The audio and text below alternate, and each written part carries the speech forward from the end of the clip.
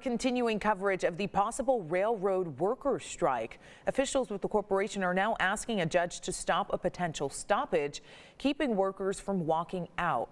Ariel Placencia has the latest from Fort Worth.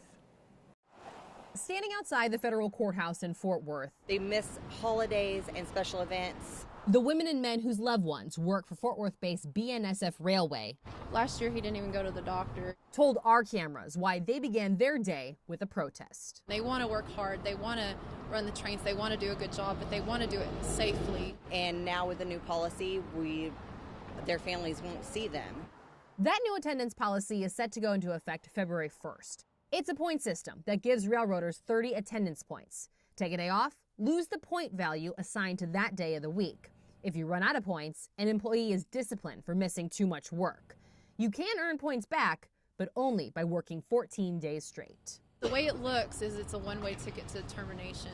The railroaders threatened to strike over this new policy. So on Monday, BNSF Railway, which is one of the nation's largest, operating almost 33,000 miles of track, asked a federal judge to prevent two of its unions from doing so. We don't want to strike, I know that. Nobody wants that. We want the policy to be looked at. They're going to miss signals, they're going to fall asleep, they're not going to be alert. That's a big deal. In a statement, BNSF said this new attendance policy is, quote, permitted by longstanding past practice, legal precedent, and other factors.